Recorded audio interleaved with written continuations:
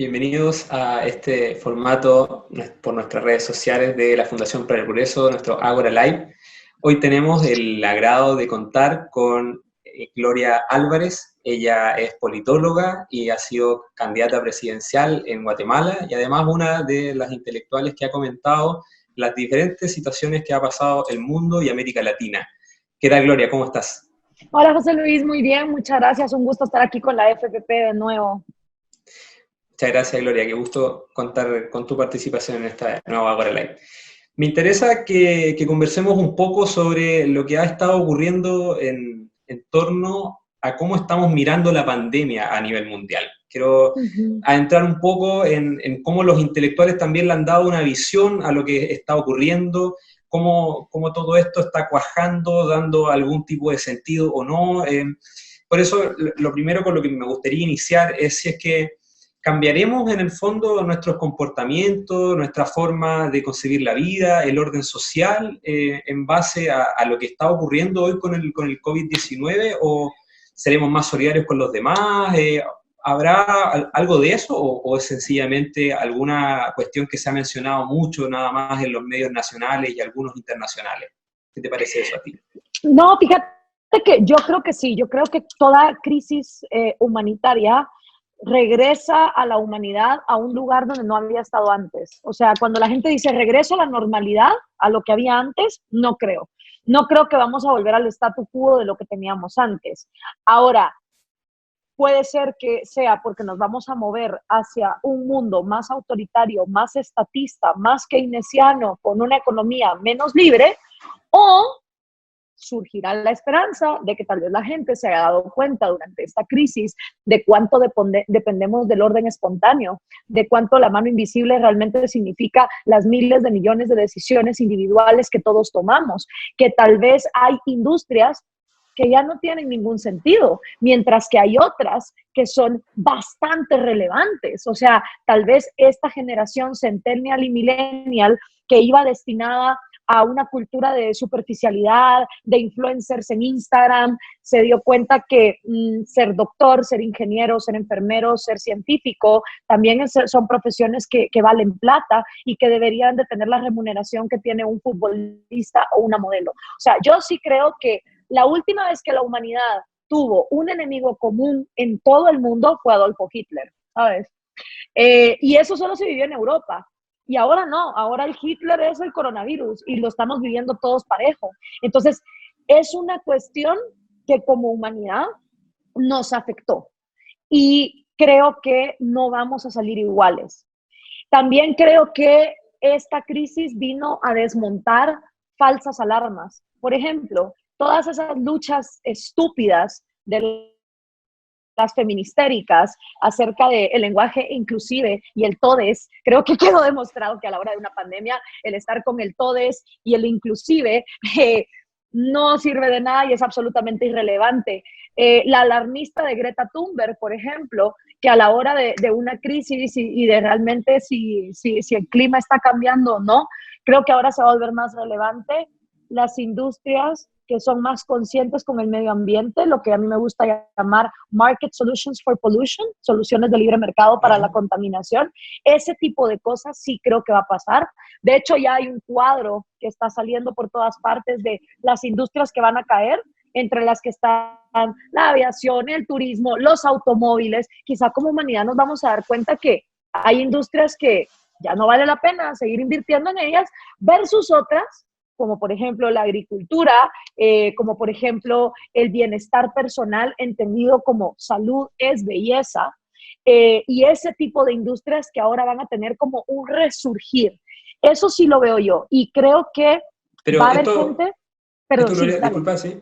Hace un replanteamiento, un repensar en estas actividades que tú me comentas en base precisamente a reglas de mercado. Esto no hay ninguna planificación de ningún gobernante, por ejemplo, de que cambiemos No. en una determinada orientación u otra a diferentes actividades o industrias. Esto prácticamente es una consecuencia de la mano invisible, en ese caso.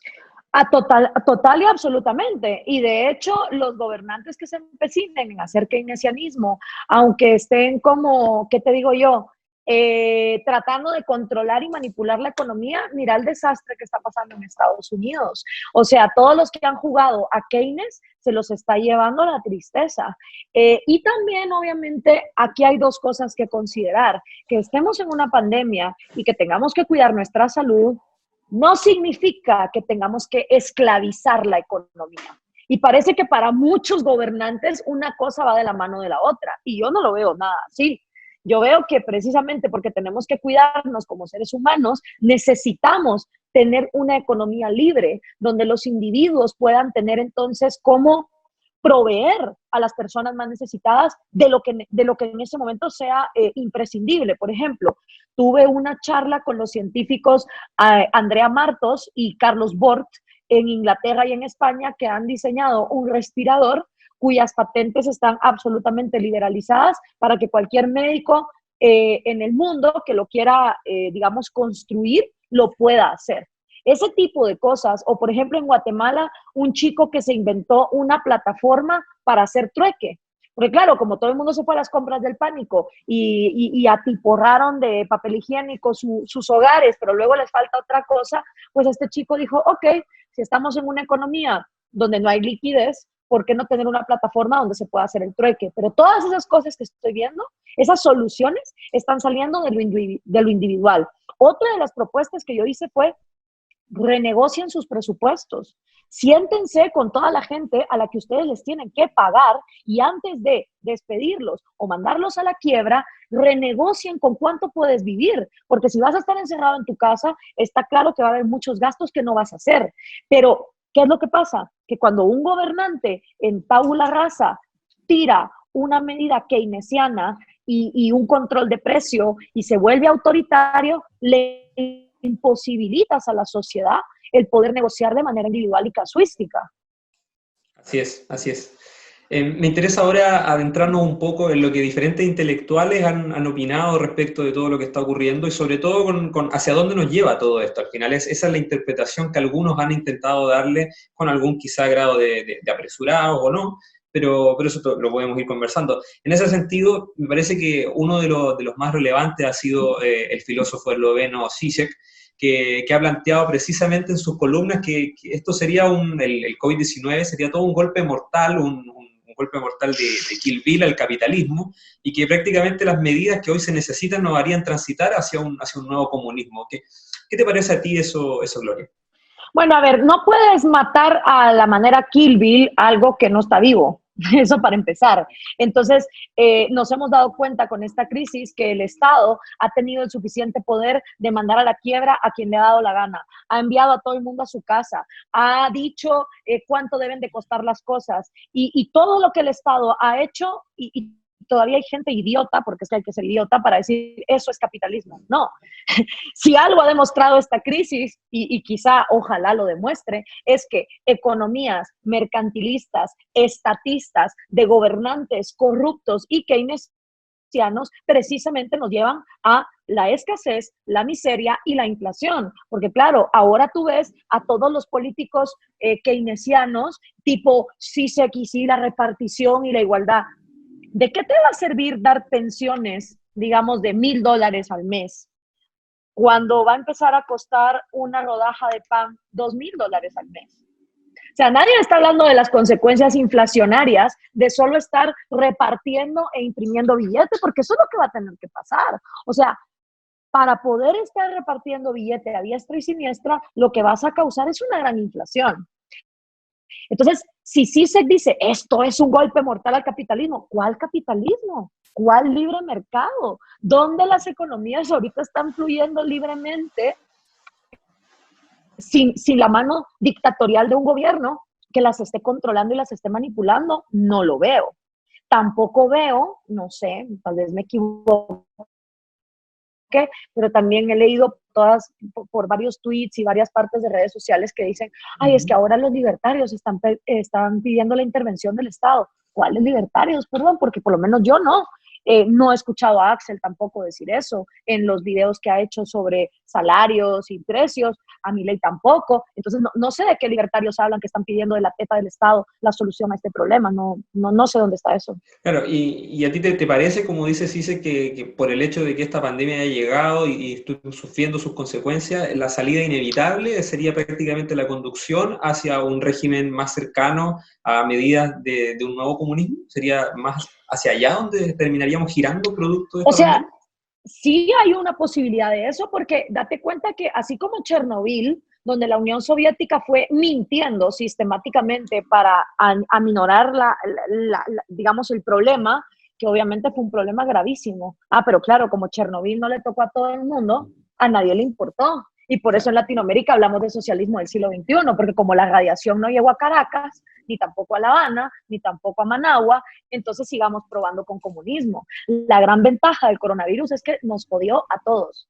Entonces, ojalá todo el mundo se acuerde que esta crisis empezó por un partido comunista chino que empezó mintiendo, y entre sus primeras grandes mentiras fue: el virus no se contagia persona a persona.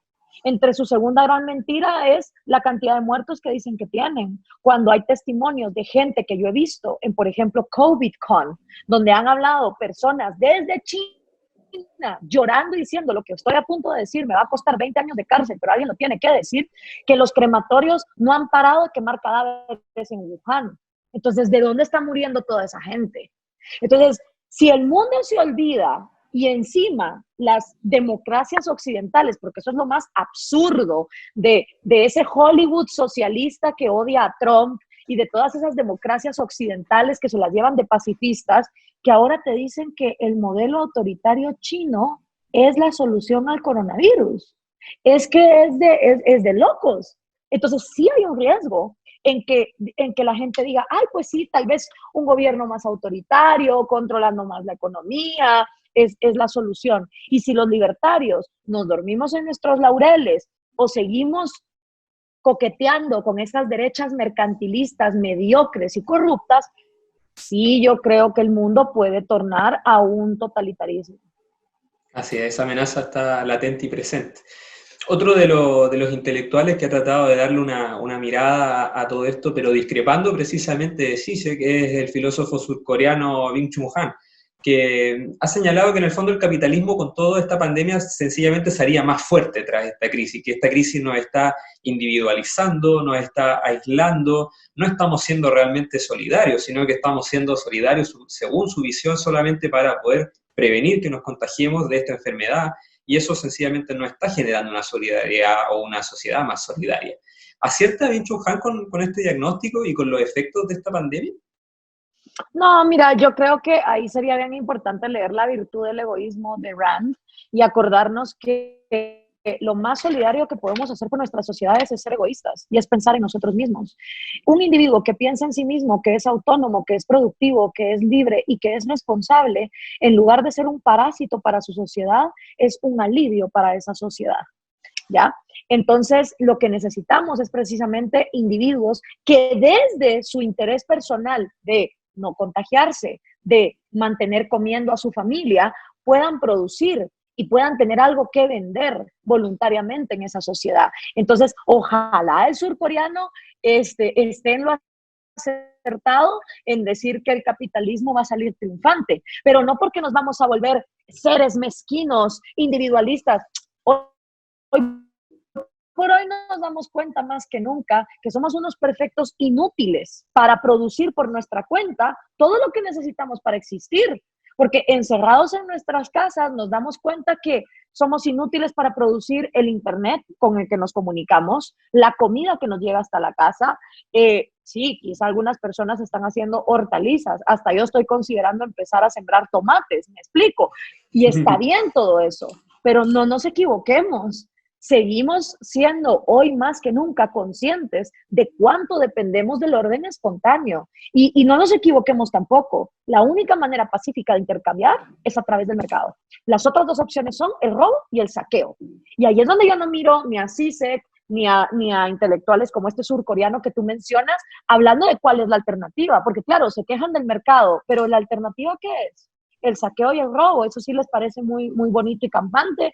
Entonces, a mí me encanta una frase que dice Axel: si tú quieres comparar la realidad con una película de Disneylandia, por ejemplo, si tú comparas tu relación amorosa con una relación de una película de Disney World, obviamente tu relación va a ser una porquería, ¿ya? Y eso es lo que le pasa a los socialistas. Ellos quieren comparar la realidad con su utopía de fantasía socialista llena de unicornios, donde todo el mundo es perfecto, donde nadie tiene intereses personales, yo qué sé con qué fantasean. El punto es que no podemos juzgar peras manzanas, o sea, vamos a juzgar la realidad por lo que hay. Y yo por lo menos soy sumamente defensora de que si no hacemos la batalla ahorita, sí definitivamente el autoritarismo la va a ganar. Así es, pero además pareciera ser como que el progreso que nos había mostrado la modernidad y los últimos años, lo que había hecho precisamente era producto de este bienestar y la expansión del consumo, la democratización y acceso a bienes que normalmente no se tenían en otras sociedades y la amplitud de las libertades, nos había quizá obnubilado el hecho, nos había cegado un poco con el ver que sencillamente la naturaleza humana y la vida es muy frágil y que ante una pandemia como la actual nos damos cuenta de que podemos fallar, podemos morir fácilmente o de que la realidad es mucho más dura y cruda de la que a veces creíamos, ¿o no? Total y absolutamente de acuerdo con vos. O sea, sobre todo acordémonos que el socialismo es enfermedad de ricos, ¿verdad? O sea, una vez tú tienes bonanza económica y tienes bienes materiales, empieza entonces la gente a olvidarse de que las cosas cuesta producirlas. Y por eso el socialismo triunfó en Cuba, la nación más rica de América Latina en los 50, en Venezuela, donde estaban nadando en petróleo, y en tu Chile, ¿ok? Porque Chile creo que es de los pocos países que el coronavirus le vino a caer, como decir, es que no sé qué pandemia es peor, si lo que estaban viviendo en Chile antes del coronavirus o ahorita. Porque claro, ahorita dime tú que Chile está todo el mundo encerrado en su casa, si estos comunistas siguen con la misma pendejada de vamos a quemar metros. Ah, no, ¿verdad? Cuando llega una crisis verdadera, todo el mundo se espabila y se deja de tonterías. Entonces, sí es verdad que ese cuento que se ha vendido de que bonanza material equivale a un individuo íntegro, feliz, capaz de ser libre y responsable, es falso. O sea, sí es verdad que se nos ha vendido en un marketing perverso la idea de que si tienes el perfume adecuado, el auto del año, el helicóptero, la casa, el yate, eso equivale a felicidad. Y hoy por hoy, como tú bien dices, nos damos cuenta de que la vida es tan frágil que quizá lo que tenemos que valorar son cosas mucho más trascendentales, como nuestros nexos familiares, nuestras memorias, nuestra comunicación asertiva. Y precisamente porque los libertarios valoramos ese tipo de cosas, es que queremos que los mercados funcionen en libertad. Porque yo siempre lo he dicho, no hay régimen más consumista que el comunista. Los regímenes comunistas llevan a las personas a ese estado salvaje de Hobbes, donde como no hay nada, lo único que está siempre en tu cabeza presente es la materia.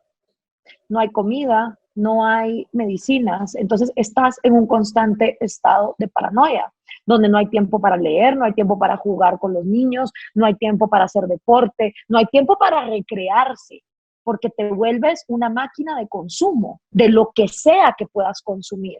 Entonces, claro, si no quisiésemos ser materialistas, si no quisiésemos seguir vendiendo la idea de que lo material nos hace felices, irónicamente lo que tenemos que defender es el libre mercado.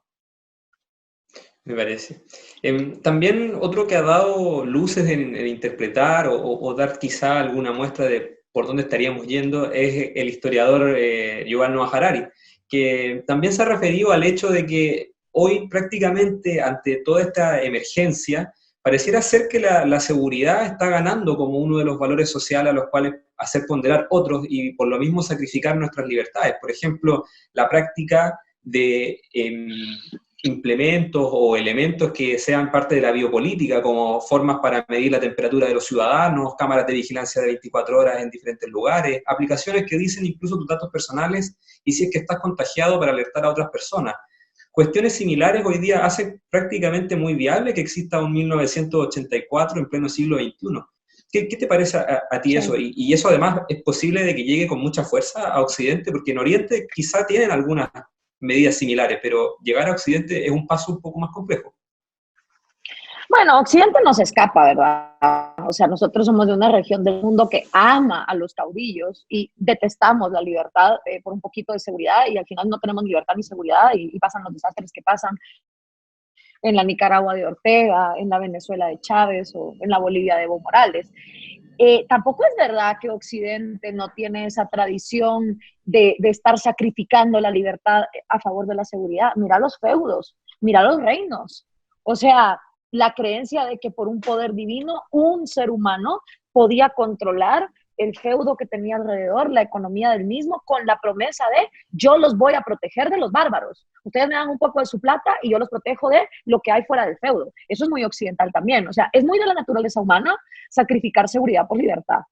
Y más cuando hay una crisis. De hecho, siempre es la minoría en la humanidad la que defiende esas libertades.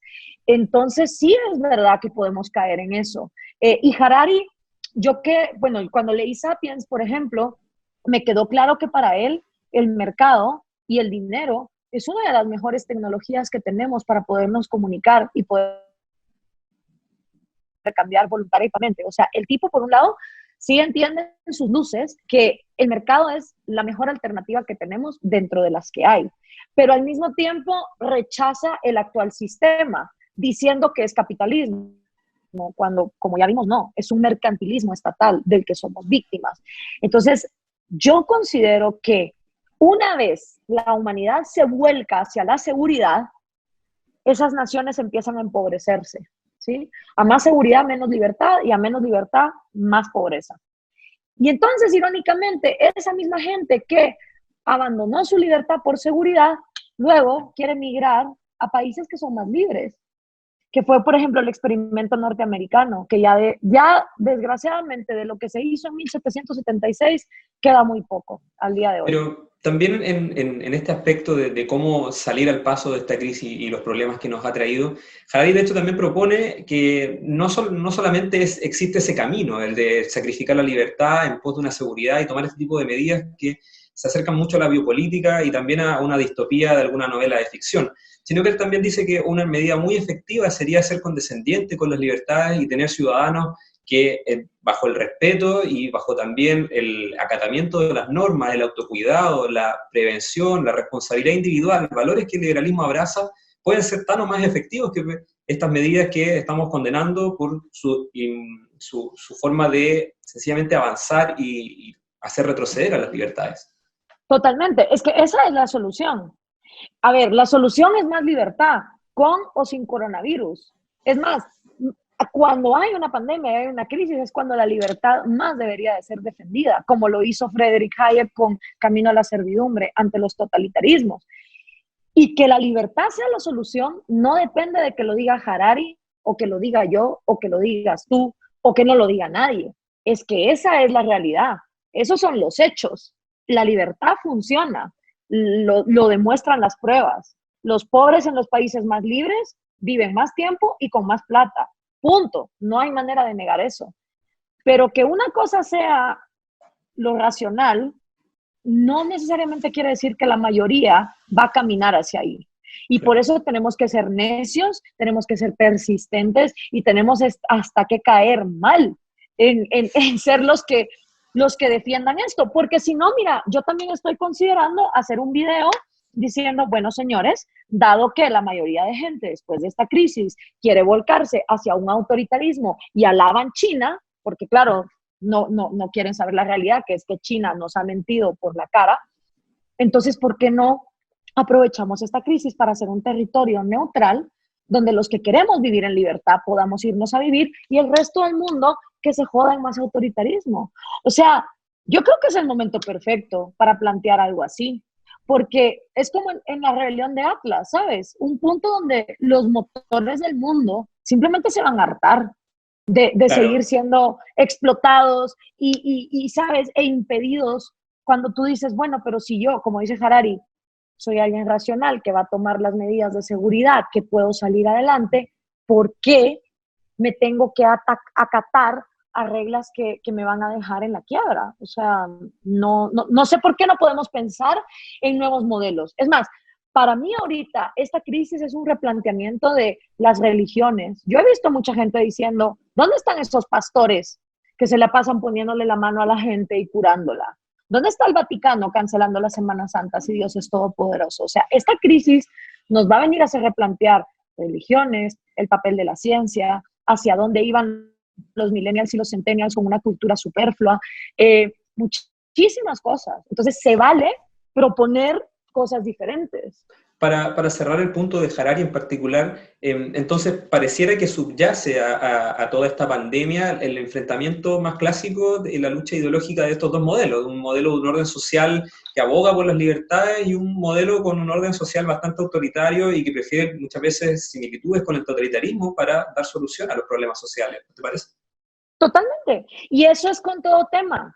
Surge Greta Thunberg y hay un ala colectivista versus un ala individualista. Surge el coronavirus, pasa lo mismo. Surge Hitler, pasa lo mismo. O sea, no importa el tema que tú quieras ver en la humanidad, siempre te vas a dar cuenta que al final se parte por la mitad, entre los que quieren sacrificar al individuo en nombre del colectivo y los que quieren salvar al individuo de esa masa colectiva que encima no piensa, no razona, porque va automatizada.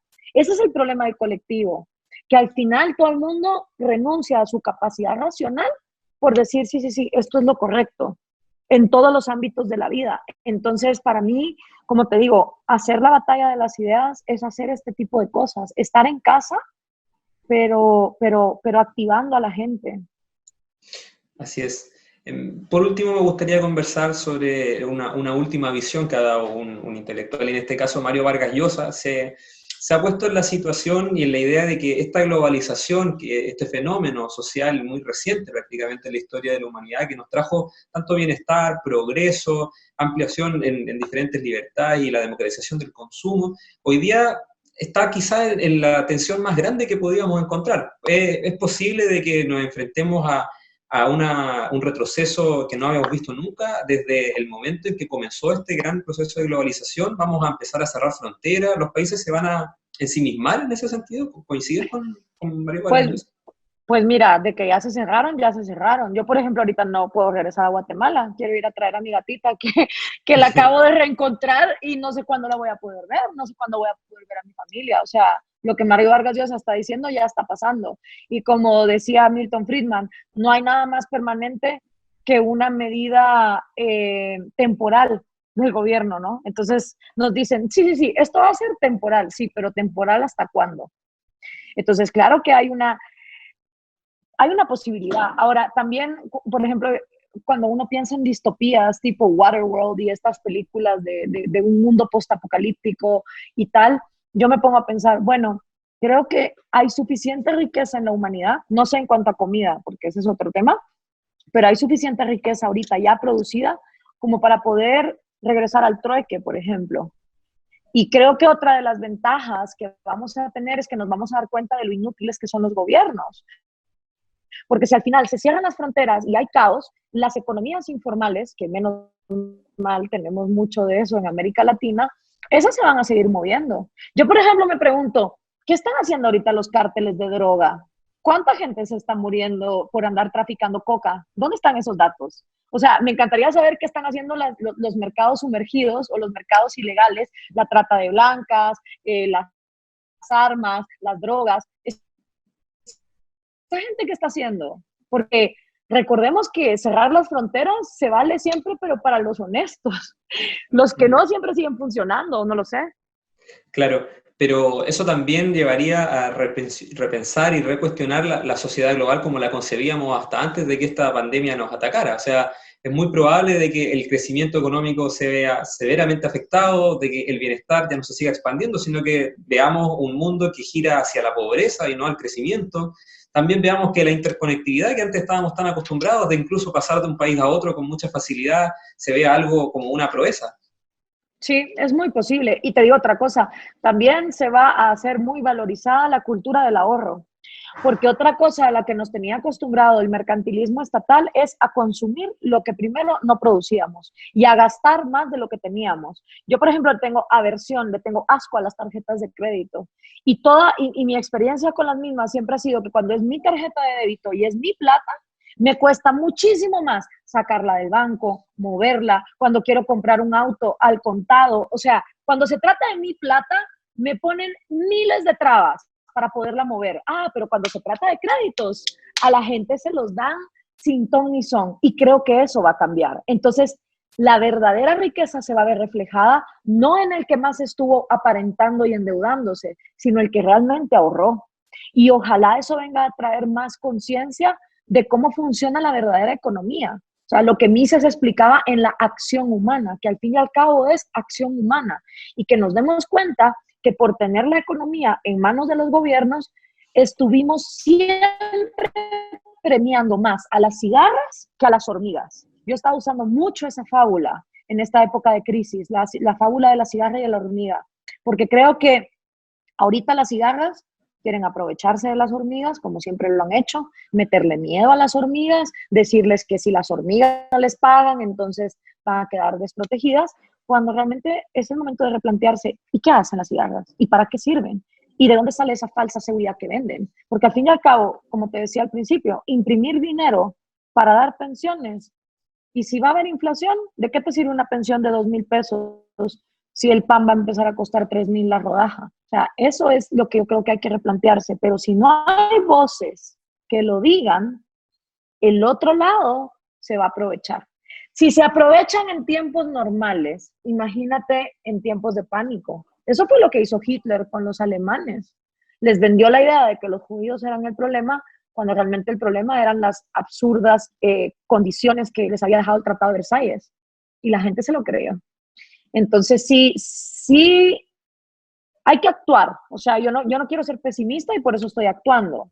Pero yo tampoco tengo una bola de cristal como para saber quién va a ganar la batalla, porque ahorita se está dando. Claro, y aprovechando ese último punto para lograr cerrar, ¿no te parece que también hay mucho juicio adelantado, apresurado, incluso un tanto profético con todo lo que está pasando con el COVID-19? Sí, y viene de todas partes. No veas tú astrólogos que están diciendo, es que yo vi el coronavirus, pero no quise decir nada porque me asusté mucho y no quería asustar a la humanidad.